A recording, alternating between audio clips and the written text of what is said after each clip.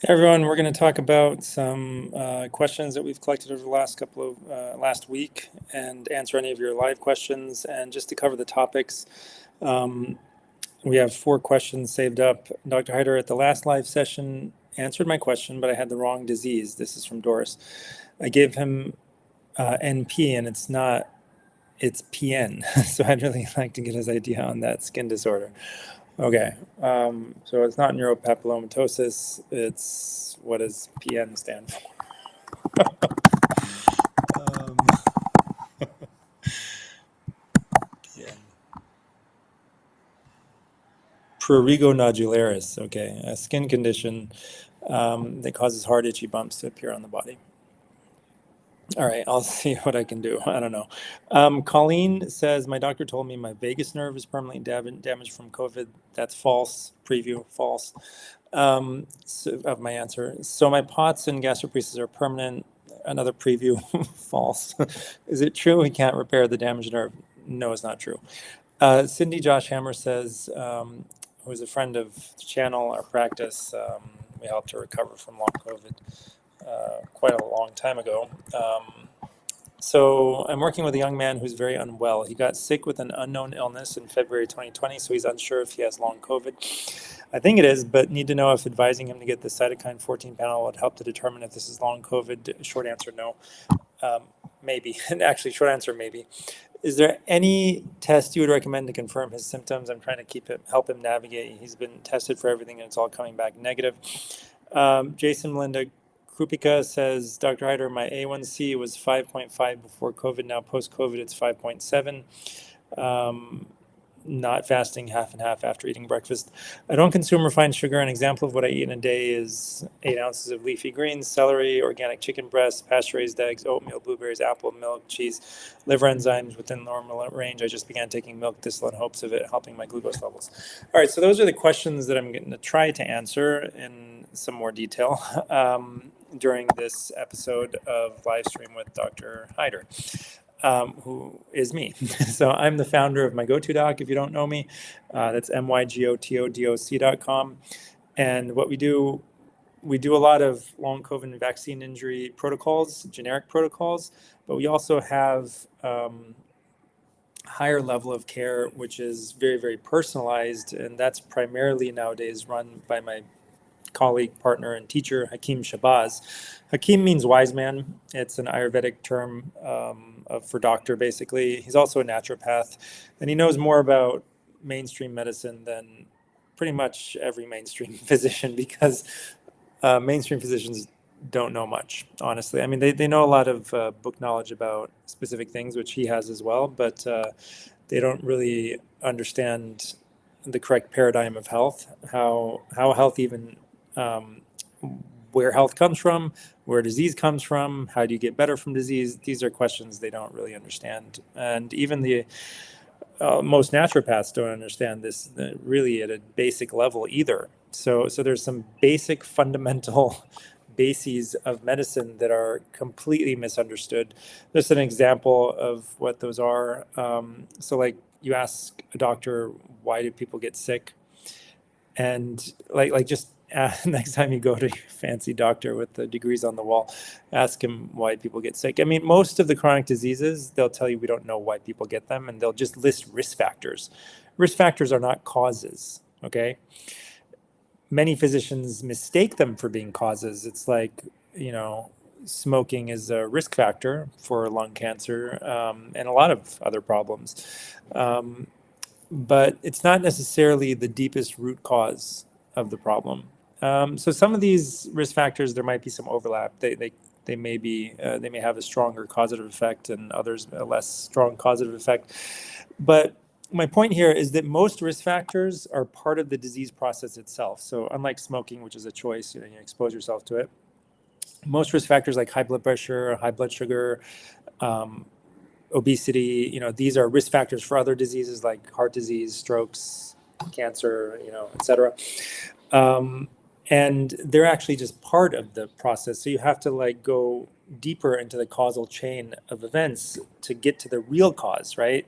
Sure, you have high blood pressure, high blood sugar, and you're overweight, and that will contribute to developing, heart disease or stroke or cancer.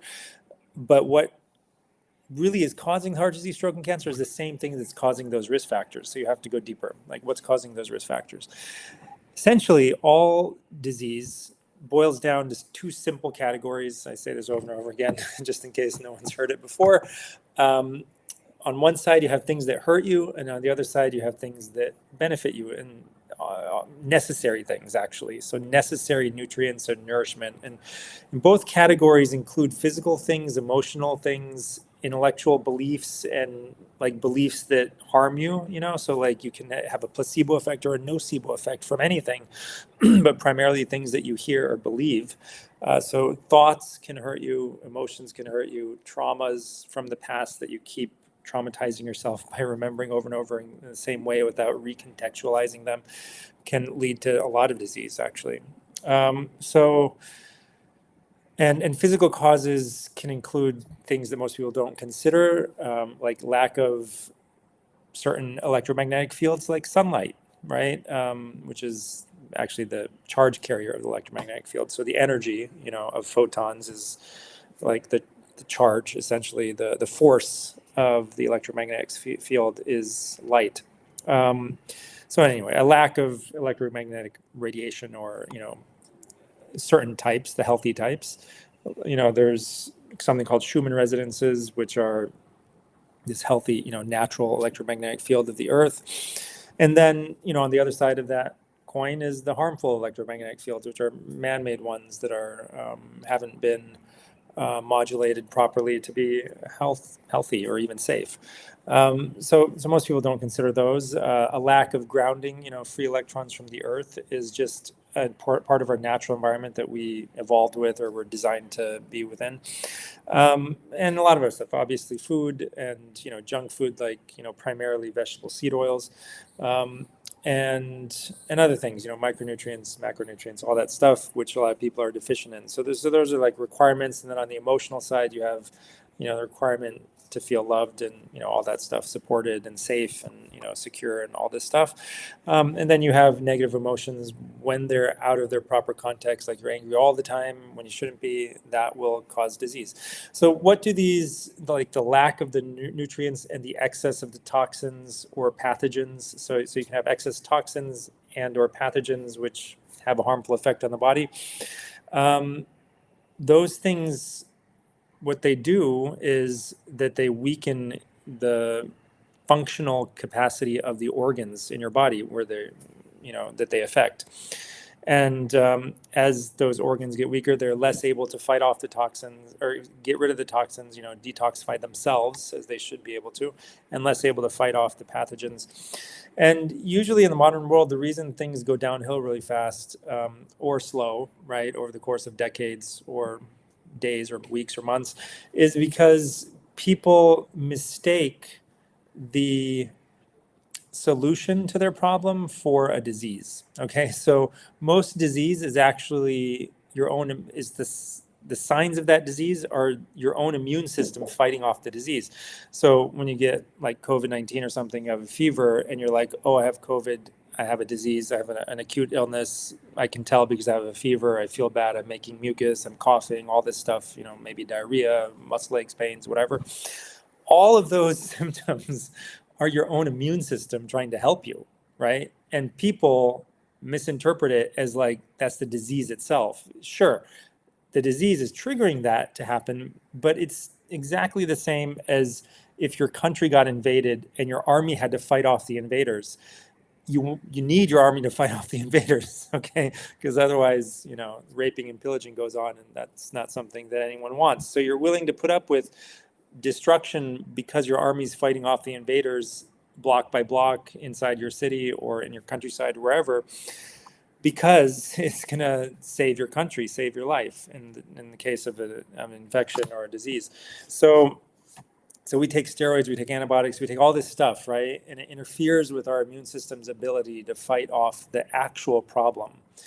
And so so what that does is when you hobble your immune system or your armed forces of your body, the disease process gets stronger, right? And deeper rooted inside of your cells. And so a lot of symptoms are just your immune system trying to destroy the cells that have been infiltrated by pathogens and toxins. And then what's great about your body is that it just makes new cells from stem cells, right? Fresh, new, healthy cells.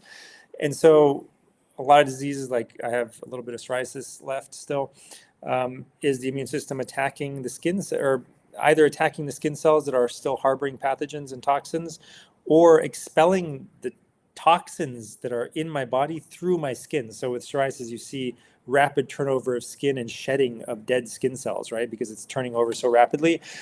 With those dead skin cells flaking off, toxins are coming out, right? Whatever those toxins are, microplastics, heavy metals, whatever, right? Um, so that's basically the lay of the land in terms of what's going on. And like I said, where I started with this whole train of thought, that most physicians of any stripe don't understand this. We do. Hakeem Shabazz definitely does. And so you can consult him, at mygotodoc.com/Hakeem. We're working on, just to give people an idea of what we're trying to accomplish in the future, because when somebody consults him, if they're really, really motivated, they'll do the work, right? So to give you an example of what that looks like, I'm going to talk a little bit more about the protocol that I've been doing that I got from him, how long it takes me and how long I've been doing it and the results that I've seen so far. And this is about 6 weeks now that I've been doing it. I know I talked about it last week too. So before I get to the questions, I'm just going to talk a bit about my protocol. But to get back to where I started with this other tangent, this tangent that I'm on right now, which I'll get to in a moment, to get back to the root of it, what are we working on?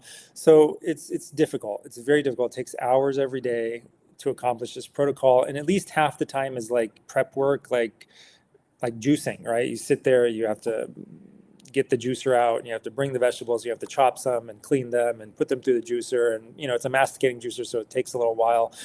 And then you have to drink it, right? If someone just did all that for you, it would be way easier, right? They would just hand you the juice at the right time of the day and you would just gulp it down and you'd be done. Same, throughout the day. It's like run the bath, put the stuff in the bath that's supposed to go in there, the Epsom salt and the sea salt and the boric acid and the this and the that.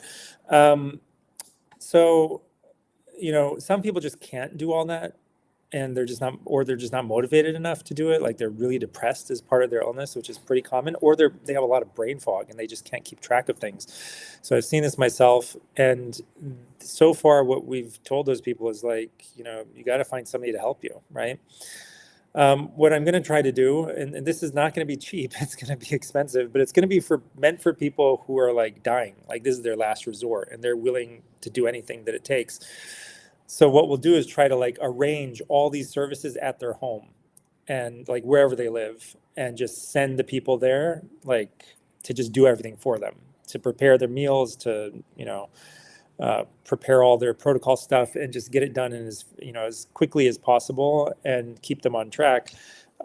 And this will be pretty expensive in the US, and I think it would be expensive anywhere in the world, but we'll try to do it, offer US patients like an option in Latin America or something where they can fly in for, a couple of months. I think the minimum time that I would, accept a patient in this program would be like 6 to 8 weeks minimum, because you really need to stick with it for a while to see the difference. So in the beginning, this will be just something that, we'll have to rent out a place and find some people on the ground, and, the person will fly in and we'll just manage everything, and it'll be like all expenses paid. Someday it would be nice if we could have like a dedicated location, where everyone could come and we could, have control of all the costs and really like lower the costs as much as possible. Some like low cost jurisdiction to start with, and then, and then also control all the costs within that low cost jurisdiction. And then maybe we can like have the costs or even more. So to begin with, I'm thinking of Latin America, but depending on the pricing that we see, we might be able to accept patients who want to go anywhere in the world, right? They can just say like, I want to go to Brazil, or I want to go to India, or I want to go to China, or wherever they want, and we can try to figure it out for them. It's going to depend on if we can find the right people in that place. So you need like a home health aide, basically, who just kind of like does everything, that you need, like the juicing and the, minimal things that you need, done throughout the day during that protocol. And you need basically a private chef to come maybe once a week and prepare all the meals according to the specific things that you need to eat. But I mean, that sounds pricey, but I think that the most pricey thing in the US would be the home health aid. They're like $25, $35 an hour, so it's not cheap to have a home health aid. And, maybe you just need them in the morning for 3 hours, 4 hours. But you might need them throughout the day. For some people, like on a cancer protocol, they're going to be juicing throughout the day, and they're going to be doing all, a lot of stuff throughout the day. And it's like really, it's like going on vacation to like a spa or something and spending 8 hours a day and, being catered to and, taken care of. It's really hard if you do it yourself, but, it's easy if there's somebody who can do it. So, you have to like, again, just like you have to recontextualize trauma from your past, you have to recontextualize your expectations of what it takes to heal, like truly heal. And what I'm talking about when I say healing is something different than what most people think healing means. So most people, they listen or they read about a protocol like the one I'm doing or the one some of our patients have done to truly heal from cancer. And they're like, that is way too extreme. Are you kidding me? I'm just going to take some ivermectin and fenbendazole and call it a day. And I've read the, forums, and people just do that and their cancer goes away and they're cured. Woohoo. You haven't gotten the whole story, okay? First of all, how many people have tried just taking a simple solution like ivermectin and fenbendazole? I personally know people, some famous people, who've tried that and it didn't work at all for their cancer, okay? Let alone the people who it appears to work for, and then their cancer comes back in 6 or 12 months and they die and you never hear from them again. They never go back on the forum and they're like, oh, oops, actually, let me reply to this, really nice, hopeful message I put up with this really dark, terrible one. So basically, a lot, and let's say they don't get cancer in a year, but something else happens. And I would offer that it's not just health where the problem can pop up like, whack-a-mole, right? Because, and this, we're going to get a little woo-woo for some people, I don't know, whatever, okay? But our understanding, and this I just consider to be just, it's obviously true if you think about it and if you understand the way the human body and the universe actually works. But, so anyway, I'll just say it. All right. I don't have time to like sit here and go through the details, but essentially health, right? Health problems at the highest level come from your own soul. Okay. It's like your soul has a problem, right?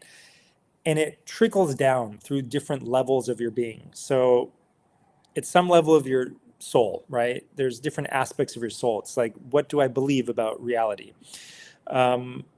My goals and desires, and what are my emotions and, the traumas that I've experienced in my life, and how do I interact with the world? And at each of these levels, there's like there are various imbalances, right? No one's perfectly balanced. So some people get a little too angry too often, and other people don't get angry enough. They just let themselves be walked all over. They're a little bit too nice, right? Some people are a little bit on the sad side. Some people are a little bit too happy, right? They spend too much time, laughing and, like you can overdo anything, right? So there's a balance. There's a middle way for everything. So these imbalances in your soul are all associated with certain parts of your body, certain organs in your body. And when the organ that reflects that part of your soul is reflecting an imbalance in the soul, it becomes weaker, right? It's overdoing one aspect of its job and underdoing another aspect, and eventually it becomes weaker and damaged. And there's a cascading effect because that organ affects the functioning of other organs, which affect other organs. So in Chinese medicine, they have a way of kind of like explaining this, and they do in all the different ancient medical traditions. And in the modern world, we kind of also see it, right? Like we can see that certain diseases will eventually lead to other diseases of other organs. And the disease is like the end point when you see the effects. But before that, the organ is under some strain, which Western medicine is very, very poor at discovering or detecting. So extremely, bad at it, right? So, like the LFTs for liver function, or, heart function tests, like the ejection fraction on an echocardiogram, like you have to be like really sick before those get out of whack. All right. Yeah, I mean, your organ has to have gone downhill quite a bit before you'll see evidence of it, or your creatinine level goes up, reflecting kidney disease or cystatin C or anything, right? So there's a certain organ reserve which we're not very good at all at checking, right? We have this idea of organ reserve that there's a certain level below which you'll detect that the organ's not functioning properly anymore. But above that level, there's this organ reserve essentially where you're functioning normally, but like you have more capacity to put up with insults and stress, right? And so say this is the level where the organ would stop functioning properly and start to show like a disease. And above that, a normal person, healthy person has like, and then at the bottom is like zero function where the organ doesn't work at all, right? Like, type 2 diabetes or something. And above that, one person, healthy person, has like double that capacity in organ reserve. And so if somebody is down here just above like with barely any reserve capacity, if something stresses them out, like if they stay up too late or something, their reserve capacity will be eaten up by that stress, and they'll dip below, and then they'll see their blood sugar go up or whatever, right? So this is the way all the organs work, and this is a modern understanding, but based on an ancient understanding. So I've gotten way off track here. Where did I start?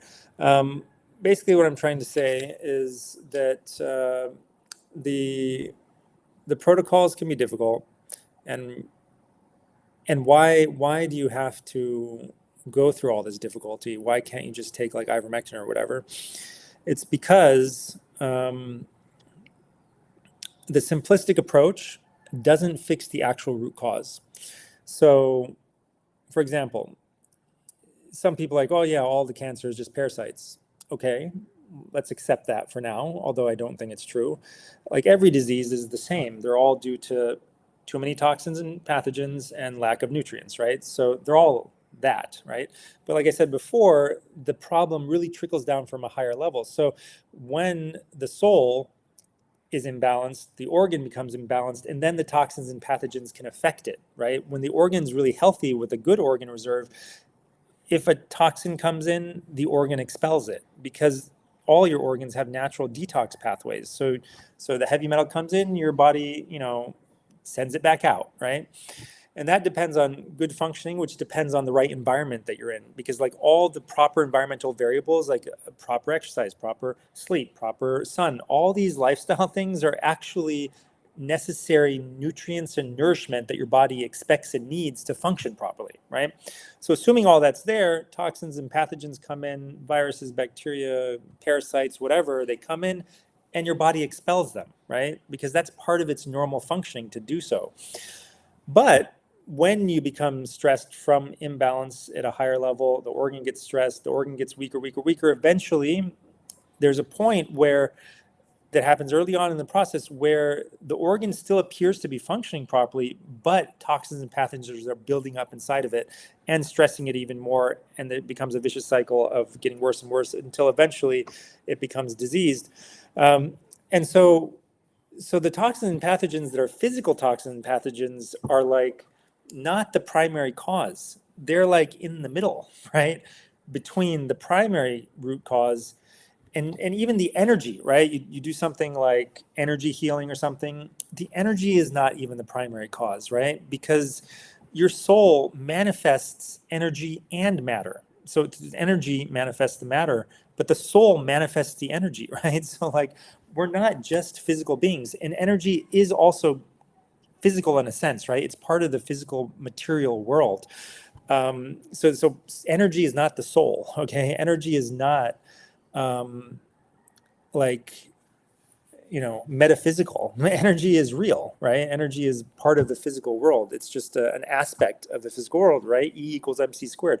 Energy equals the speed of light squared, mass times the speed of light squared. So energy and mass are equivalent, right? They're the same thing. So they can go back and forth between each other. So some people have this misconception that, like, oh, everything is just energy, right? Everything's not just energy. There's another level beyond energy, outside of the physical universe, outside of the energy universe. And these are higher levels of existence, which, express themselves at the lower planes of existence.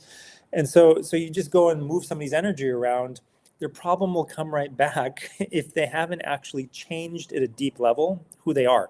Now, changing the energy or even changing the physical can help change, and often sometimes does completely change the deeper level of a person, but it doesn't necessarily change that level. So killing a toxin or pathogen may remove the expression of the problem temporarily, okay? But the problem will express itself again if it's still present at the root cause higher level of the person's soul.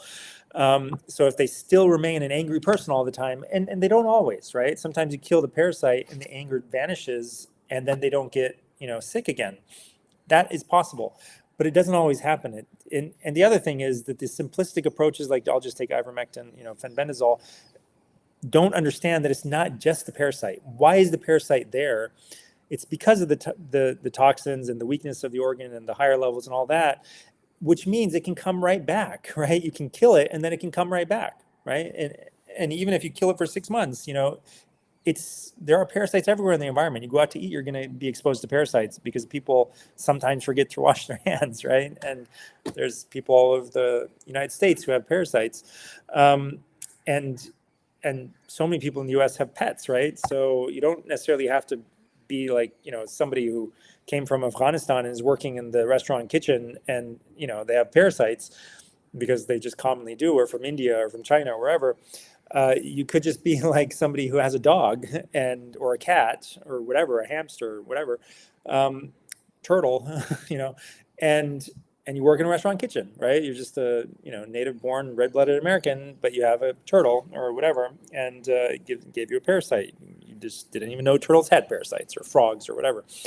And so anyway, this is very common. Anyone who eats out regularly has been exposed to parasites. That's the long and short of it.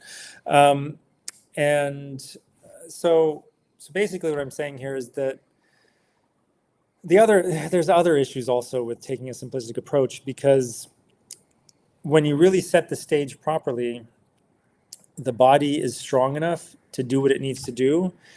And the difficulty of the process helps to change your soul itself, right? Just because it takes some certainty and some motivation and some, effort to change yourself at a deep level. And when you put in a lot of effort and it takes a lot of motivation to do the physical protocol, that protocol, first of all, changes your physical body, which helps to change your energy body, your emotional body, your intellectual, your, deeper levels of your being. It helps to shift them.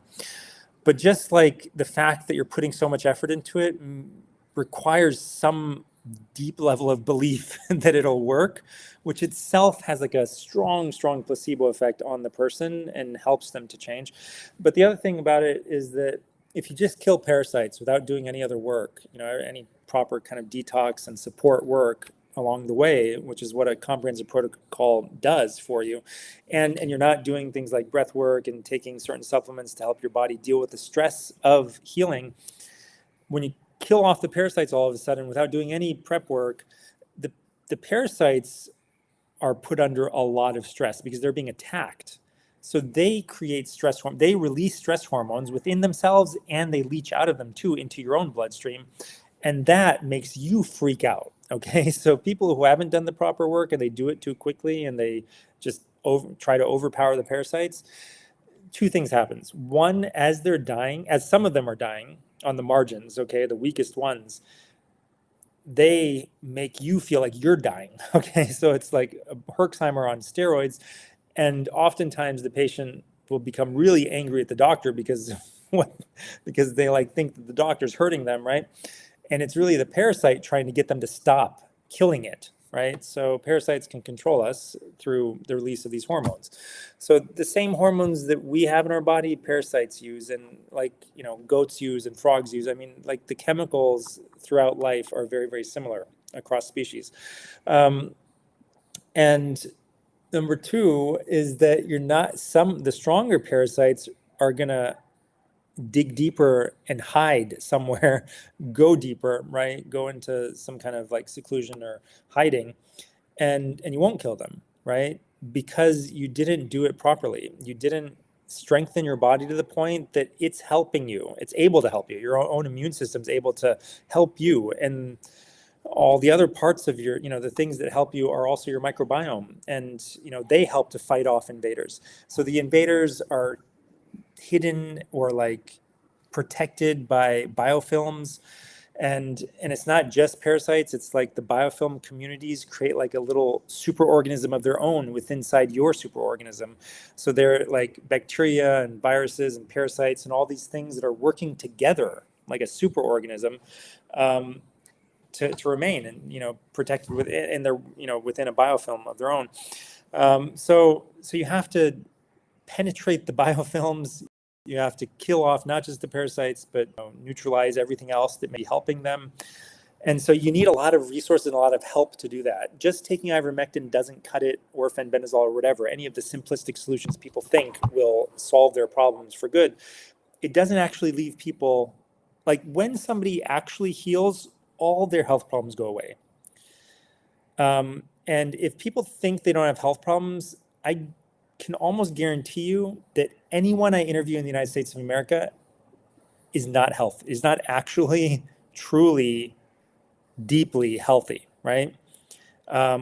Like very, very few. Like we're talking about less than 1,000% probably anywhere in the world, except for some of the truly healthy places where they're far away from modern conveniences and harms and toxins. And the reason is that there's so many toxins and pathogens and problems in the modern environment, especially the modern industrialized environment, that unless you're doing something specific, and the people who think that they're healthy, their body's under all of that strain and they're just not aware of it yet. But almost always there are little signs that they're just kind of like brushing off, okay? A little bit of like, oh, I can't think of the right word for the last 10 years sometimes. Not often, not always, not often, but sometimes I just am at a loss for words, right? Or sometimes I can't trace back my chain of thought, right? I like lose my chain of thought, right? My train of thought. And I can't think back to where I began, right? I was feeling stuff like this, right? For like probably 10 years, but it was like so mild, but other people can notice it. But then they also give you kind of like write it off for you as well, right? They don't want to notice it, right? So if you look back in my, live streams, before I started this protocol like 6 weeks ago, oftentimes I'll lose my train of thought, right? And today, I kind of like almost lost it, but I kind of traced it back. Like, where did I start? That I wasn't able to do like 6 months ago, or probably even 6 weeks ago in some cases. I mean, sometimes I would, sometimes wouldn't. And sometimes, probably still now I won't be able to think of a word, but it's much less frequent than it was 6 weeks ago or 6 months ago or 6 years ago. And it starts so gradually that, people, again, they give themselves the benefit of doubt. Oh, I'm just tired, whatever. Sometimes, oh, I'm getting older. That's just normal, right? It's not normal. A little bit of reflux once in a while is not normal, right? It's a sign of some problem. At the very least, it's a sign that you ate some vegetable oil or some really toxic trash junk food. But a really healthy person can eat that stuff and they don't feel reflux, right? The problem is when you eat that stuff for 20 years and it's been decreasing your organ reserve that whole time until finally when you eat it, you get the problem. And in the beginning, it's intermittent. It's like once in a while, once every couple of years, I'll like eat a bunch of French fries and I get some reflux or whatever. I'll eat spicy food, I get reflux, but then it gets more and more common, and along the way, other things become more and more common. A little bit of insomnia, a little bit of headaches occasionally, which I never had before, etc. Right? So people, the signs are there. And what are those signs? They're messages to you that there's a problem that you need to fix. And if you don't fix them and you continue on that path, you eventually get what everyone in the modern world gets at the end of their life. They get a cancer or a pneumonia that kills them, or they break their hip, or they get a stroke or a heart attack, or they get multiple of those too, right? All right, so I've gone on way too long here, right? So I'm just going to see if there's any questions, and then I'm going to get to the questions that we saved. Reshabachoppin. Hey doc, is gas bloating normal for a 1-month-old? No. What is it usually causing this? So a couple of things, but probably what they're being fed, or what the milkmaid, the mom who's breastfeeding them, is eating while she's breastfeeding them. So, and it could be because they got an altered microbiome from their mom also, could be part of it. But, these two things probably account for most of the problems with gas and bloating in 1-month-olds. So if you can't breastfeed, then what you need to do is go look up the Weston Price baby milk formula. They have a couple of different versions. They have a goat milk version, a cow milk version. Do whatever you can to get raw milk. But the other option that you can look into is getting breast milk itself from other people. So people share breast milk. So if you're going to do that, the best breast milk comes from somebody, I would say, who's not vaccinated and who's intelligent as possible and who has a good, demeanor and, is a nice person. So all of these things affect the baby. So it's not just physical stuff that affects the baby, So especially with food. Food is pretty powerful for people. This is one of the reasons that it's really not a good idea to eat out if you're trying to improve yourself in any way. So good company rubs off in a lot of different ways from keeping their company, but if you eat their food, it will rub off on you even if you don't keep their company. So, there's some sort of energy, something that gets transmitted to the food. And anyone that I've ever known who's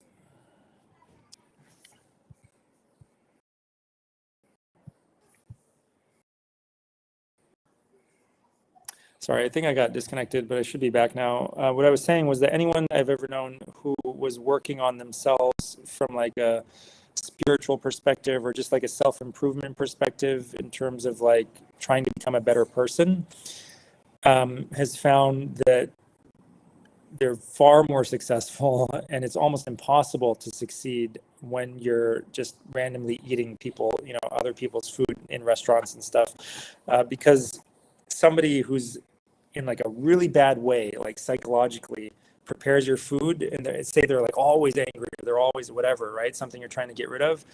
That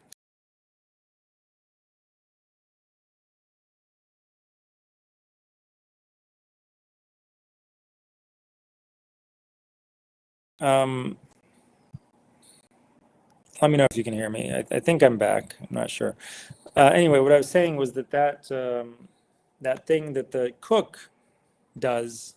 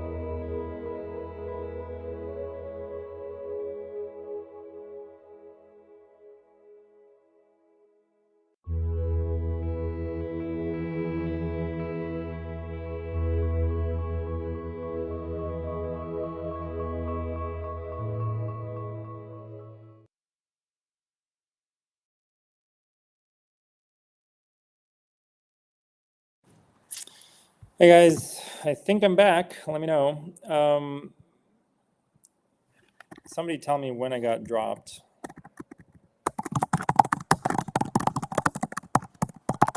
and I'll try to retrace what I was saying.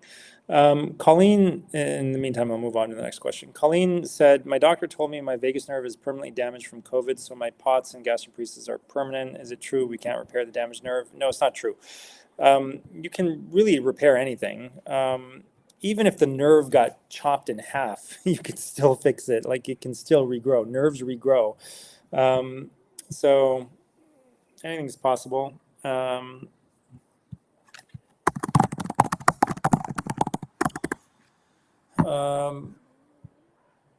So you have to begin with that belief. And I think most people inherently have that belief at some level, and they don't really believe that the thing is permanent. But unfortunately, some people do. So if you believe it's permanent, it's very likely to be permanent, right? So you you manifest what you believe, unfortunately or fortunately, right? And it can be unfortunate or fortunate for you, depending on what you choose to believe. And how do you change your belief? Like people think it's hard to change their beliefs. It's not really that hard. And a great example I got from somebody that I interviewed at longcovidreset.com once, way back when, a couple of years ago, was that say you trust somebody, right? And then they betray you terribly, right? Suddenly, you're not going to believe they're trustworthy, right? It's going to be an instantaneous change in belief. So, certainly you can change beliefs very quickly, and it's helpful to talk to somebody who very strongly believes the thing that you want to believe or the thing that it would be beneficial for you to believe. And so the more time you spend with people like that, the more likely you are to believe what they believe. And this is a general principle that whoever you want to be like, spend time with people, spend time with that person or people like them, right? So if you want to be rich, you got to spend time with rich people, but like not just like hanging out, like you have to kind of like, try to be mentored by them and do it with the intention of trying to learn their ways of being rich, right? Like how do they, I'm talking about like second or third generation, that, the squandering generations. I'm talking about the people who, the self-made people. So the same, if you want to be healthy, you hang out with healthy people. So, I mean, it's across the board. It works for anything. If you want to be, spiritually realized, you go and hang out with people who are spiritually realized and people who are trying to be like them and, et cetera. The, the health of your neighbor is a great predictor for your health. This is to be the case is because neighbors are all exposed to the same electromagnetic field environments. So if, whatever the problematic issues are with EMF, exposures in that particular area, they're all being exposed to the same, EMF exposures, even if they're not talking to each other, which is the bizarre thing that like neighbors who don't even know each other are more likely to be similar health-wise than neighbors who don't know each other. So how could that be mediated? It's mediated in some way that's energetic, right? That's, I mean, obviously there are some other factors, right? So, if you're living in a food desert along with everyone else who's living in the food desert, it's going to be harder to get healthy food. So there are things like that. Socioeconomic, status is also linked to health. So those things can help explain it, but there's, can be. All right. So yeah, anything can heal, right? This is the blessing of the body that we're not like a robot that like if it breaks to go resolder or something, and reconnect the wires. We are not a machine, okay? We're a living being that self-heals, okay? And that's just, like every time modern that there was a part of the body that couldn't heal, it was disproven, okay? They used to think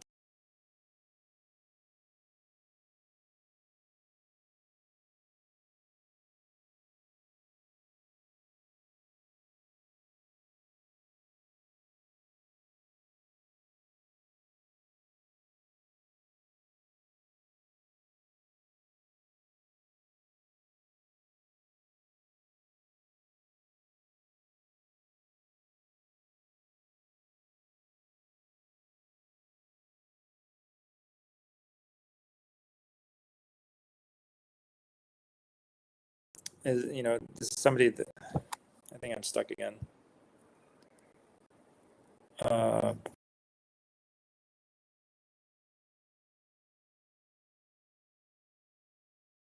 Dropped off when I was talking about breast milk. That is way, way back. Okay.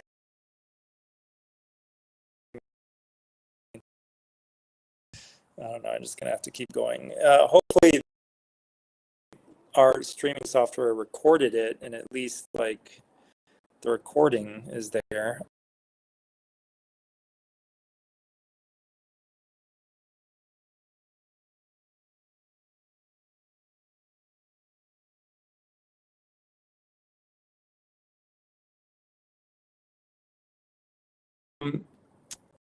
So the nerves.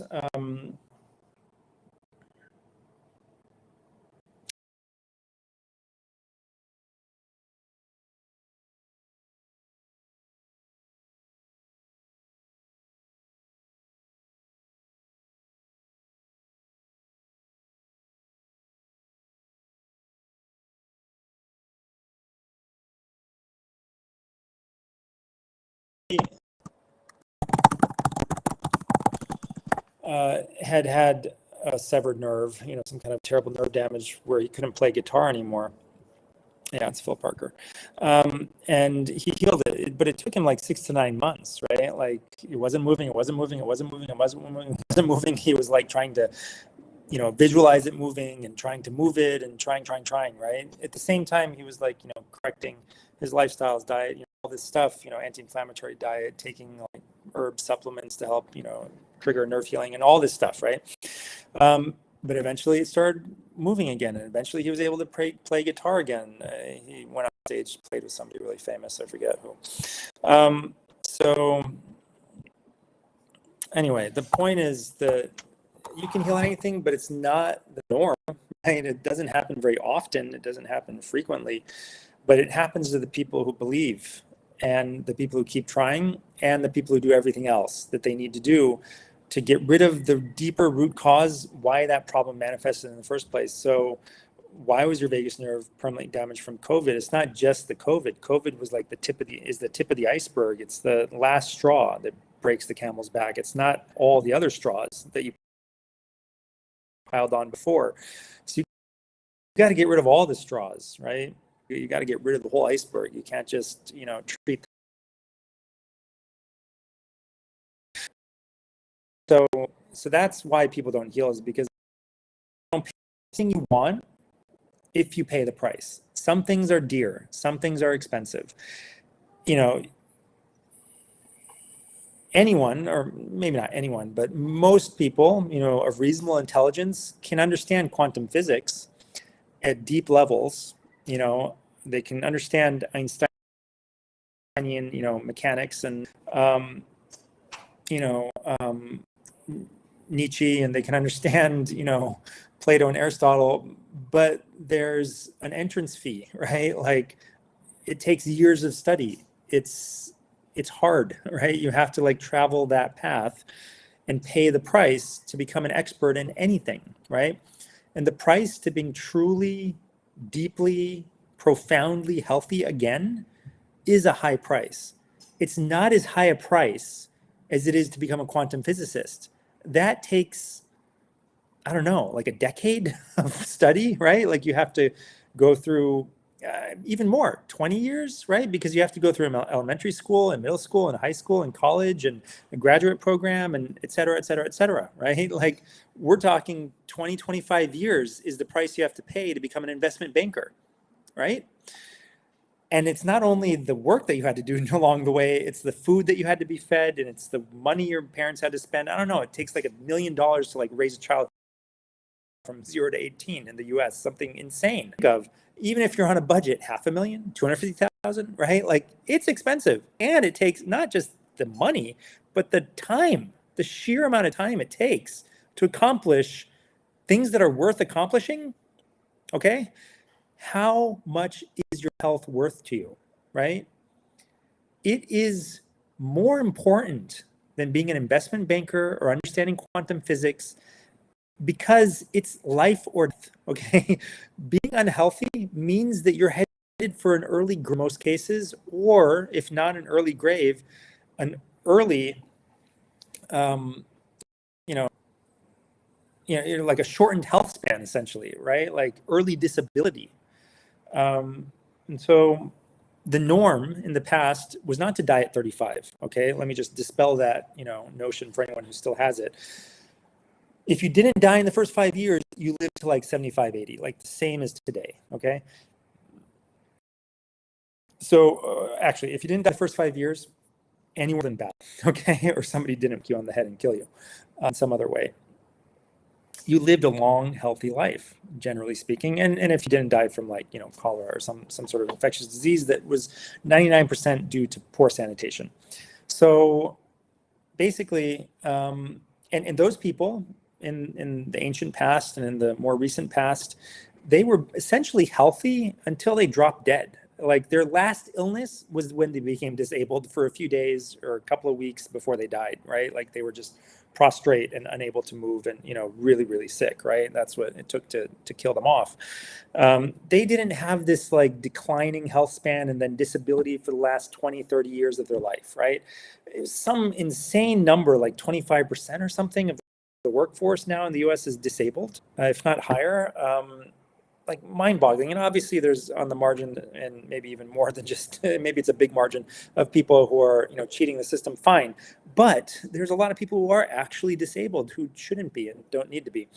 So no, it's not permanent. You have to believe that it's fixable. That's step one. And then you have to find somebody who you believe can fix it. And then you have to do what they say.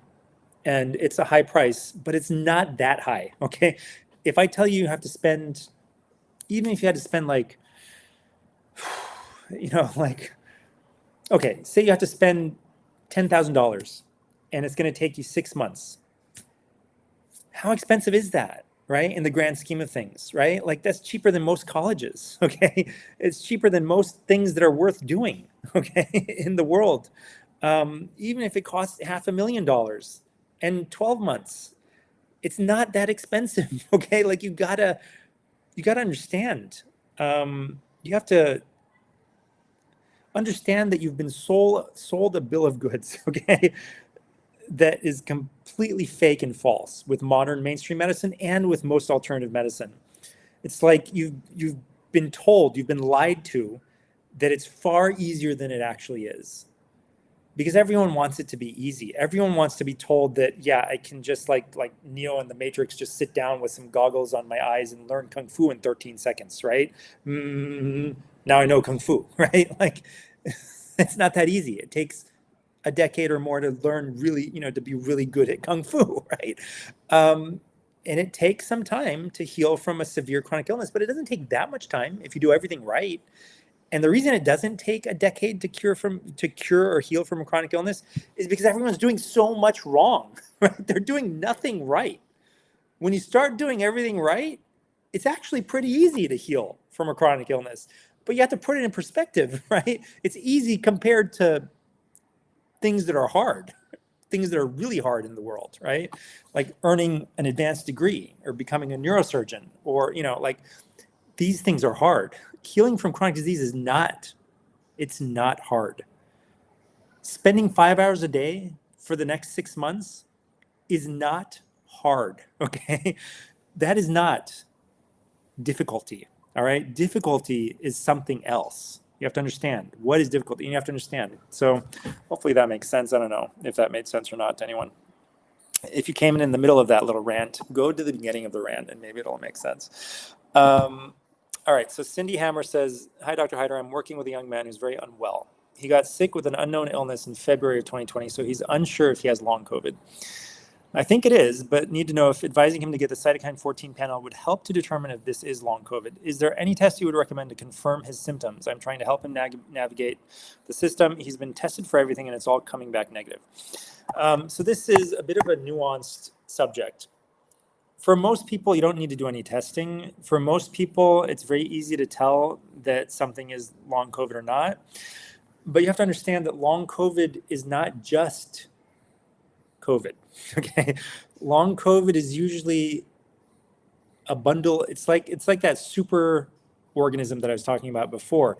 It's like COVID plus EBV plus Lyme disease plus this and plus that and plus parasites and plus toxins and plus, a biofilm that's holding them all together, and they're all working together. It's all of the straws that were on that young man's back, or actually, yes, young man's back, before the long COVID landed on top and collapsed the whole thing, right?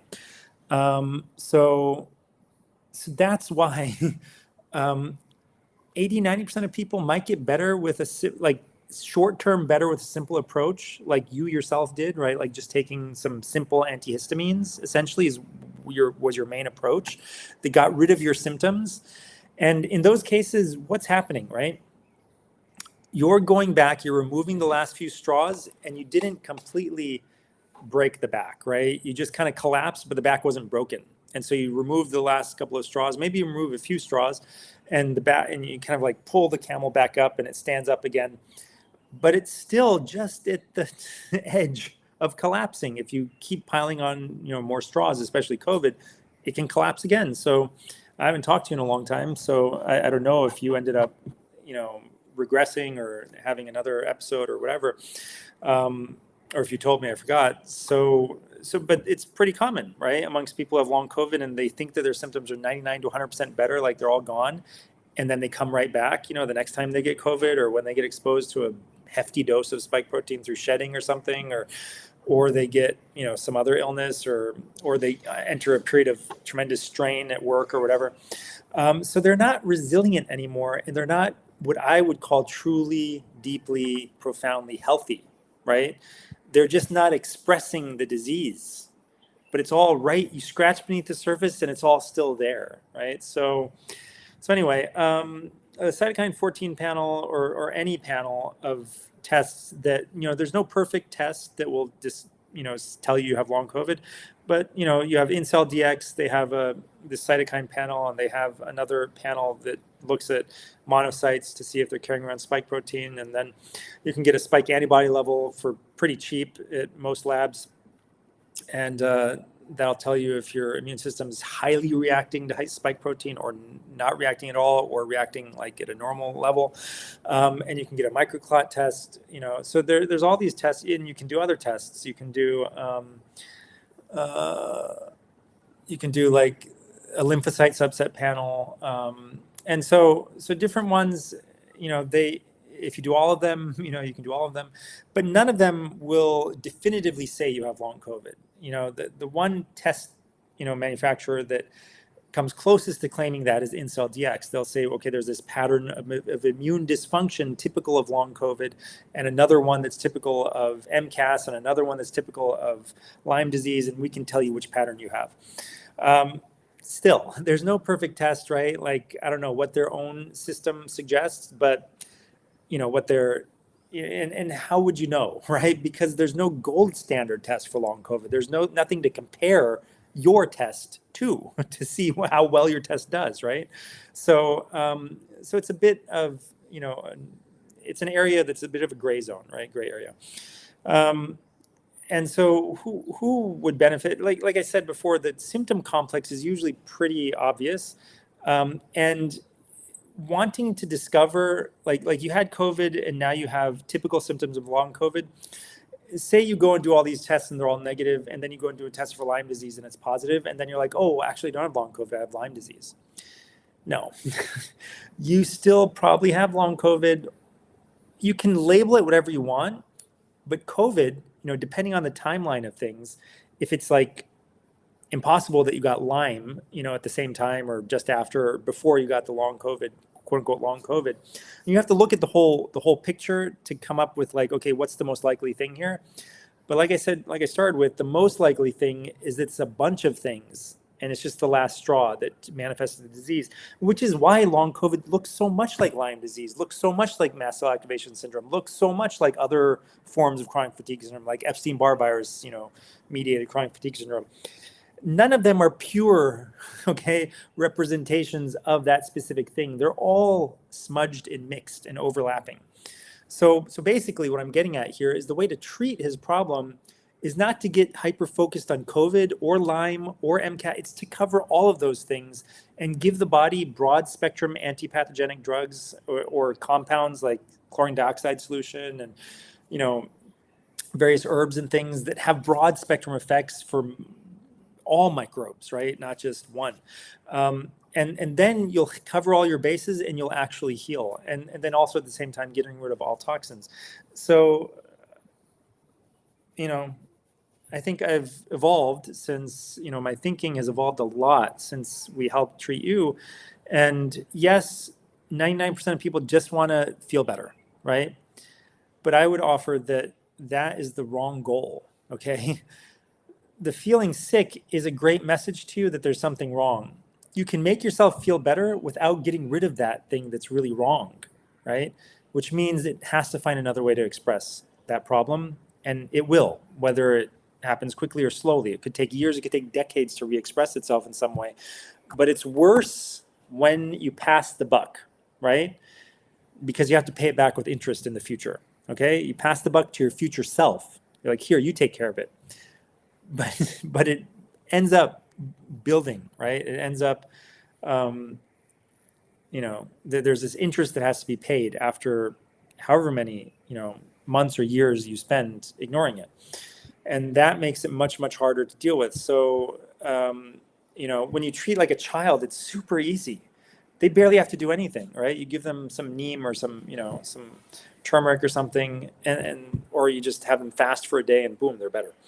I mean, it's not always that fast, but like it's not as hard, right? They haven't had as much time covering up and doing the wrong thing and going to mainstream doctors and alternative doctors who keep doing the wrong thing and ignoring the problem, and it's getting bigger, and then shunting the problem somewhere else and, you know, bypassing it and, you know, doing workarounds and all this stuff, and it's building and building and building. When you're 40 or 50 or 60 or 70 or 80 or even 20 or 30, it's harder. The older you get, the harder it is to fix the problem, the harder it is to roll back the clock. It's still possible. And again, harder is like, you know, it's on a scale of like 1 to 10. It's like 0.1 on the hardness scale of things that are actually hard in this life. Okay. So yeah, it's not that hard. It's hard compared to what people expect medicine to be, which is like, oh, I went to the doctor and gave me a pill and I'm better now. Oh, I went to the doctor and he like did this outpatient surgery and I'm better now. Oh, I had this life, you know, threatening cancer and I went to the doctor and I did 6 weeks of chemo and radiation and they did a surgery and now I'm all better, right? You're not all better. You're actually way, way, way worse, right? It's just, you just don't know it yet. Jason Melinda Krupica says, Dr. Haider, my A1C was 5.5 before COVID. Now, after COVID, it's 5.7. So this is not a huge change. I mean, you'd have to kind of like trend it and make sure that it's actually persistently higher than it was persistently before. But let's say that it is. This is non-fasting. Okay, like A1C is not something that you take fasting or non-fasting or whatever. You know, it's a long-term measure of,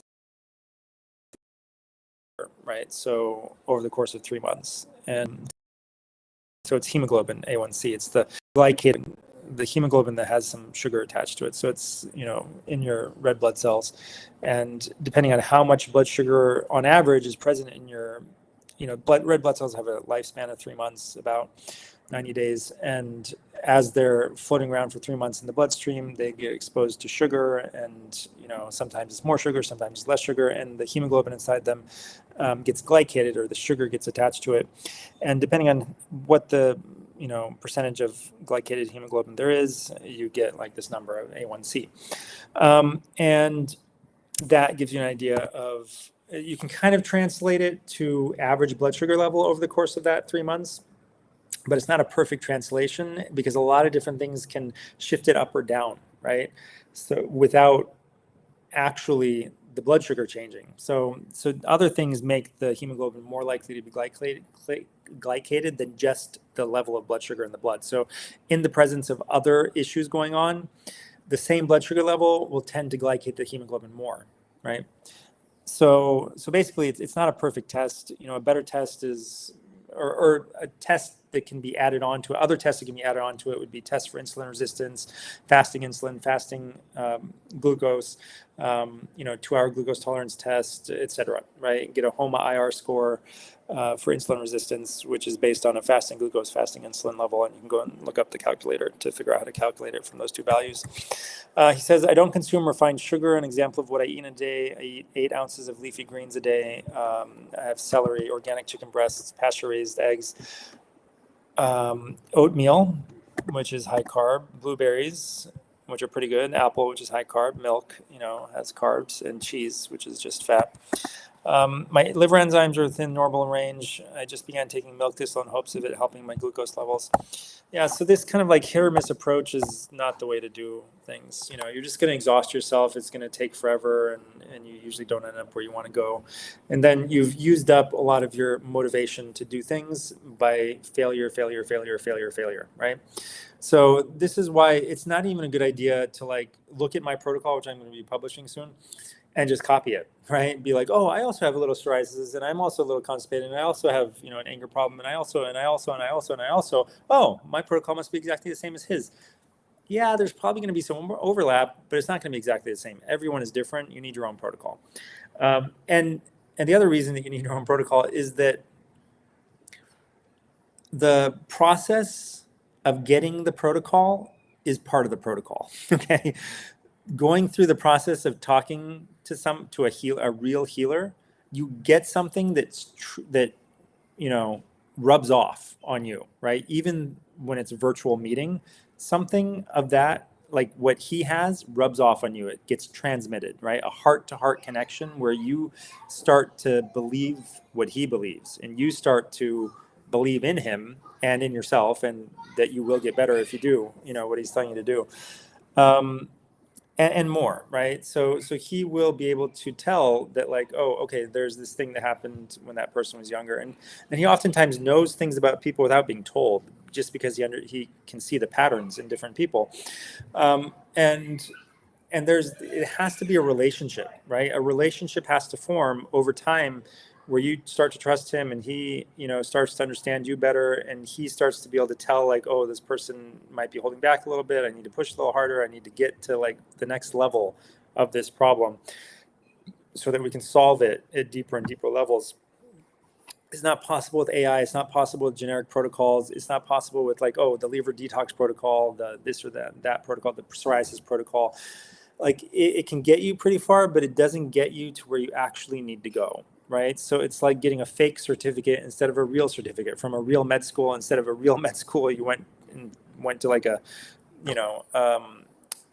certificate mill, or like a diploma mill, or a place where you didn't even have to show up to give a certificate at the end because you paid them enough money. These are two entirely different things. They're not the same, right? They may look the same on the surface, and unless you're an expert, you may not be able to tell that they're different, but they are different. Okay, like Frank Abagnale, right? That famous story, Catch Me If You Can, who, like, at one point in his career, he was a con man. When the FBI was after him, and eventually he helped the FBI to deal with bank fraud after he went to jail for a little while. Anyway, during part of his con man career, before he became an FBI, helper, agent,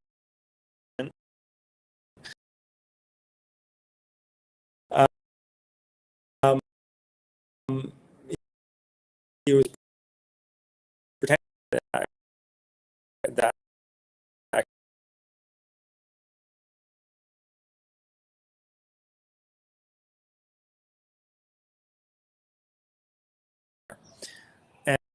and these are in two different universes of reality, right? Like they're just so far apart. They're opposite ends,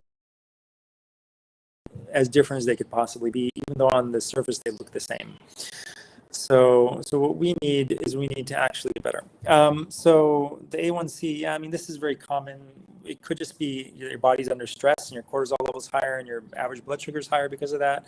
And that could be due to spike protein, microclots, and because of that stress, you're also going to get increased overgrowth of fungi, and you're also going to get candida, and also other things are going to go wrong, and then it can turn into a vicious cycle if your body's not able to get control of it.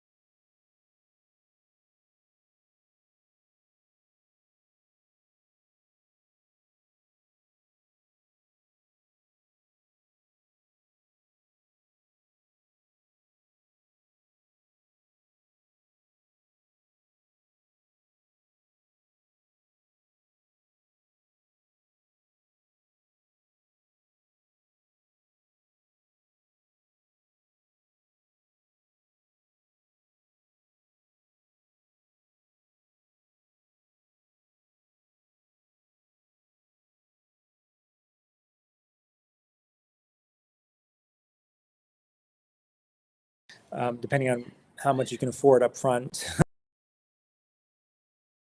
But usually there'll be like follow-on tests. Let's check for Epstein-Barr, and let's check for Lyme disease, let's check for SIBO, and let's check for parasites, and let's check for this and that and that and that. And the problem is that most of these tests are not super accurate, right? If you test for parasites, sometimes you'll find them, sometimes you won't. And they'll send 3 samples to 3 different places, and they'll all give you different results. Okay. They might all be negative except for 1, right? And then if you send a sample back to the same place, even 3 samples back to the same place that tested positive, it'll test negative the second time you send it. And so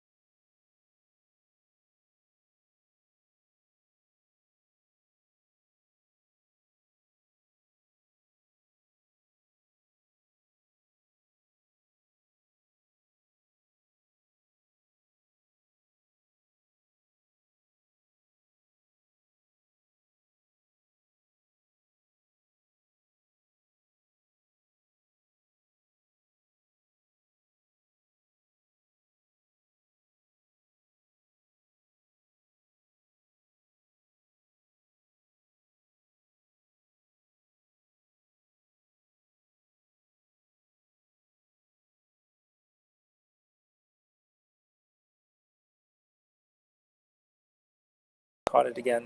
My chest is rough this time. What can I do to treat it? I've been taking vitamin C and quercetin, but not sure. So vitamin C, I take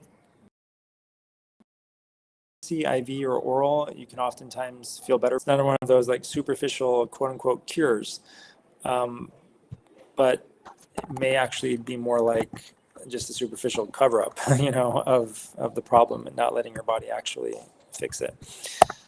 So some of these superficial cases, right? So I'm not saying that there's no place for them. If somebody has been sick for 70 years, or even 50 years, or even 35 years, to a certain degree, right? Like they have all these straws on their back and they're about to collapse. You can prevent the collapse, right? By taking hydroxychloroquine or whatever. You can prevent even their death. They're like right at the border. They have no organ reserve. They could either end up with long COVID or they could end up dead. A lot of young people ended up dead from long COVID and from vaccine injuries. Like it was actually more.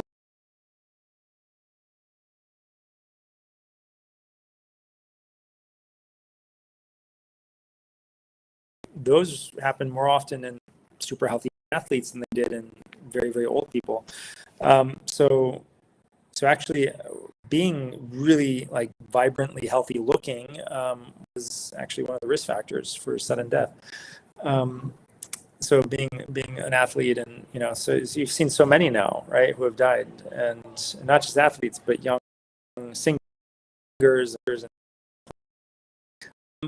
So hasn't done the work on their lifestyle and the diet and the detox and antimicrobials, and they have done of getting really, really, truly healthy, and then they come down with something that's life-threatening. You want to throw everything you can at it, and you want to try to like get rid of the symptoms, and then you want to work on the real level, right? So, but basically, you're just delaying. You're like shunting it away, right? You're like kind of like parrying the blow, right?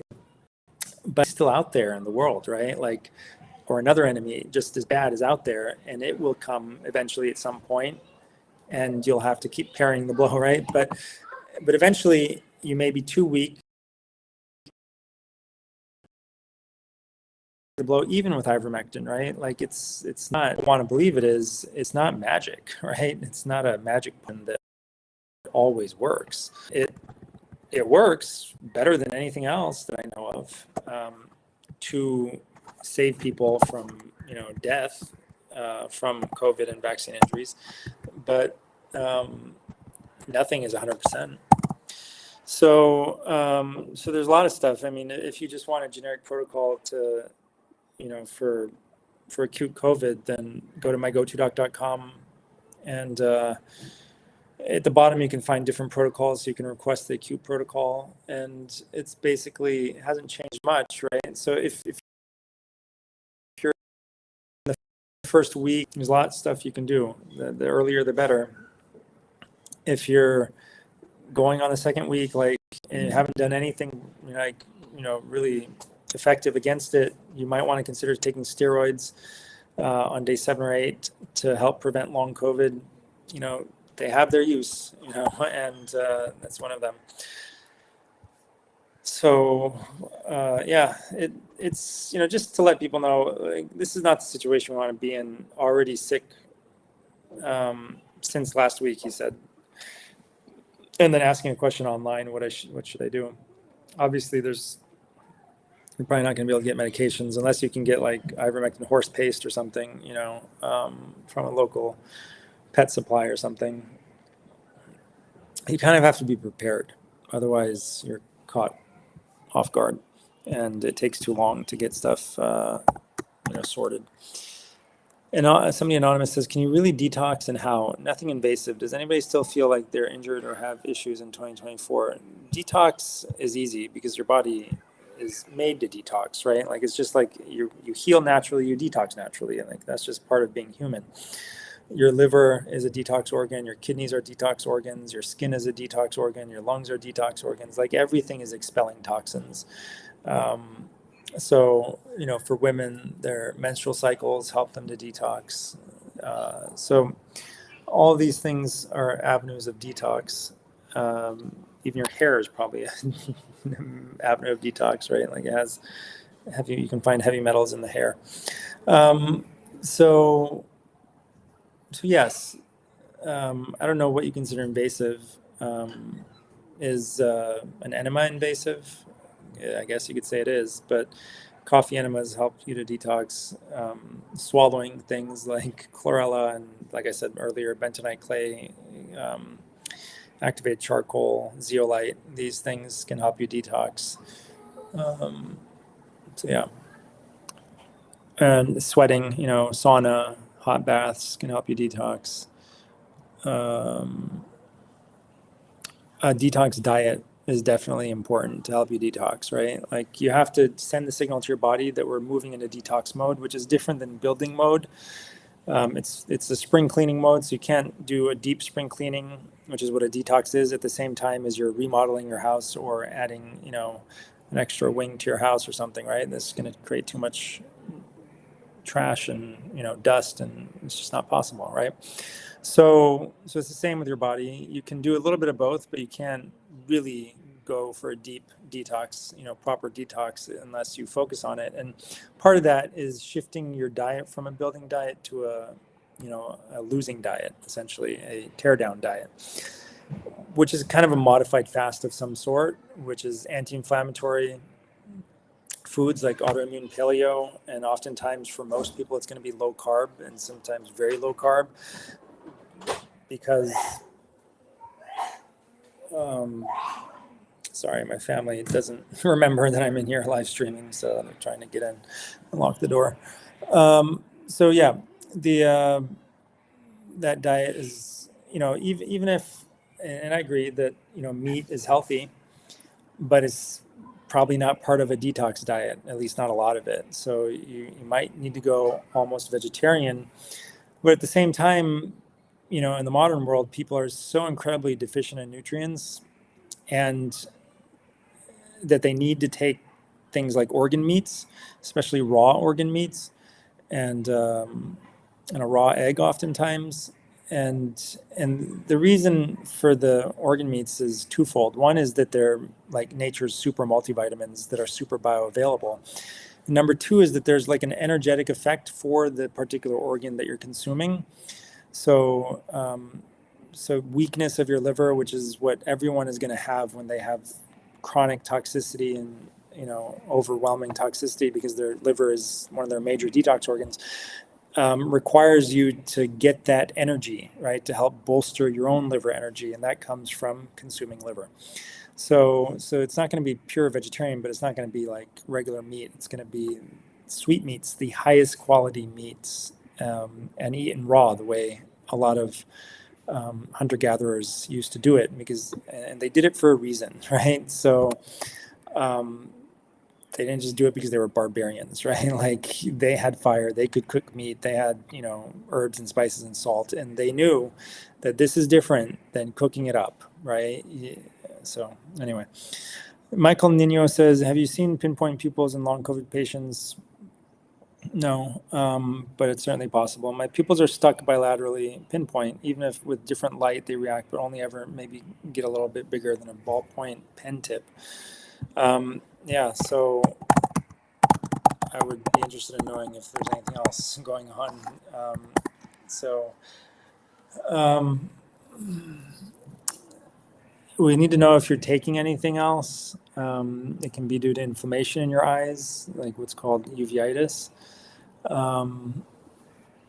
And systemic inflammation is part of long COVID. It's just usually not bad enough to cause enough uveitis to give somebody pinpoint pupils. The famous one that you see in the ER is people overdose on opioids. So I suppose there could be like increased endogenous opioids, but I seriously doubt that that's the cause. I mean, that would be extremely unusual. So then, nerve pathways, Horner syndrome is another one. That's usually unilateral on one side only. You can have a number of different things. So basically, you should probably go and see an eye doctor and get a proper thorough eye exam. But they're not going to be able to cure the problem for you. They'll just give you things that cover it up and shunt it, and the same as every other mainstream doctor. So you need to talk to Hakim Shabazz, or really take matters into your own hands in order to heal this. And it's a sign of something wrong. Okay, last chance, people. Okay, we do have a question at least. Go Eagles. I had microdiscectomy of L4, L5 with a great spillover of the disc. How long does it take for the disc to heal and the nerve to heal? It depends on the person. I mean, it depends on how inflamed your body is. It could take, it could be very short, like for somebody who's optimally, vibrantly healthy. So it's just going to depend. I'm not a back surgeon, so I don't have the usual timeline at the tip of my fingers. But it's just going to depend. So whatever the usual timeline is that your back surgeon gave you, it could be much less than that, or it could be much more than that. There's a great book by, I forget his name, but Healing Beyond Pills and Potions. Steve Bierman, I think his name is. Yeah, Steve Bierman. And he talks about how he used to do medical hypnosis for people, and they would heal remarkably fast from their surgeries. He could hypnotize them before the surgery so that there was a bloodless field. There was almost zero or nearly no blood loss during the surgeries, right? So he could get their own mind to control the field of surgery. Like during the surgery, they cut you open, and then usually there's all these all this bleeding that they have to, cauterize, and they still lose a lot of blood, and it collects in the pan, and they can measure how much blood loss there is. So people would have these, they would cut them open, and they wouldn't bleed. Like their body would just clamp down all those little tiny blood vessels and on its own, and then open them back up when the surgery was over. So I mean, that's amazing. And he saw the same thing, like when somebody would come in with a bleeding wound, like they cut their finger really bad and it's just bleeding. He would kind of hypnotize them, and he'd be like, I know it's going to sound ridiculous, but I don't remember exactly how he said it, but he had a way of saying it and like a demeanor and like a mannerism. And he'd be like, okay, I know this is going to sound ridiculous, but I need you to stop bleeding. And the person would be like, huh? What? Are you joking? I'd be like, no, I need you to stop bleeding. So, no, seriously, I need you to stop bleeding. And they would be shocked and amazed that the bleeding would just stop. And he had a specific way of doing it. I don't remember exactly what it was. And he had reasons for the way he said it exactly, which would help to, compel them to essentially stop their own bleeding. So yeah, the body is really remarkable, and and so his patients would recover in like a quarter of the time or something, very, very fast compared to, and this was for like any surgery, right? So he would just, because the person's mind affects their body. Your beliefs affect your body. What you imagine affects your body. So this is what we need to understand. All right, you're welcome. All right, everyone, thank you so much for joining. We had 887 people join today on X, which is awesome. Please like and subscribe, and please forward this to as many people as you can. It really helps grow the channel and get this stuff, important information, in front of other people who can benefit from it. All right, see you guys next time, hopefully next week. Bye-bye.